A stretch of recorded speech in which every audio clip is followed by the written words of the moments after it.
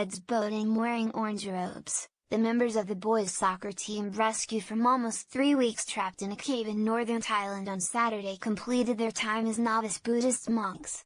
About 300 people gathered for the ceremony on a rainy morning that saw the boys leave temple life to return to their families.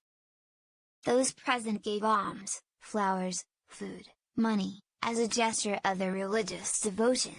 The July 25th ordination of 11 boys of the Wild Boars soccer team along with a 25-year-old coach was especially dedicated to a former Thai Navy SEAL, Saman Kunan, who died while diving during a volunteer mission to supply the cave with oxygen tanks essential to a successful rescue. A 12th boy did not go through the religious ritual because he isn't Buddhist. At the temple near Thailand's mountainous border with Myanmar, the boys and their coach sat barefooted in a large pavilion in their orange robes. The adults sitting behind them wore white. With heads bowed, they prayed, fidgeted and occasionally yawned as monks chanted sacred texts. They then placed new monks' robes on a table in front of a large photo of Saman. They afterward changed into white shirts and blue pants. Coach Ekapal Akshanthavong remained in his Buddhist robe, as he has committed to an extended period in the monkhood.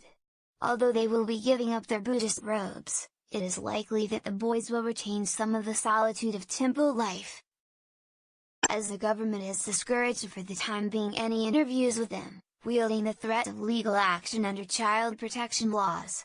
While there has been some criticism that the government wants to control the narrative of the boys' ordeal to exploit for political purposes, Thailand's military rulers are seeking to boost their popularity ahead of a possible election next year. Psychologists agree that the boys may be vulnerable to post-traumatic stress disorder.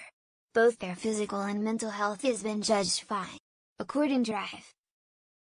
Paul Auerbach of the Department of Emergency Medicine at Stanford University's Medical School, it's possible that they might suffer withdrawal or perhaps post-traumatic stress disorder, which is characterized by symptoms that include insomnia, nightmares, hypervigilance, low mood, difficulty concentrating on schoolwork, flashbacks and avoidance of situations similar to those that caused the original trauma. On the bright side, it is predictable that not all will be adversely affected, perhaps only about a third of them, and in those cases only a few might require professional psychological or psychiatric intervention, he said speaking before the rescue. The boys and their coach entered the cave on June 23 for a quick, casual trek, but flooding quickly blocked the exit and they had to retreat deeper inside the cave. Heavy rains raised water levels further and thwarted the initial searches before 2 British divers on July 2 found the group huddled on a dry patch of ground, safe but hungry. They were extricated from the cave in an intricate operation involving an international team of divers over 3 days beginning July 8. The epic event is being commemorated with construction of a museum, expected to open within 6 months, along with a statue of Saman. Saman, who is considered a national hero, was cremated in a royally sponsored funeral and had his ashes scattered in the Mekong River.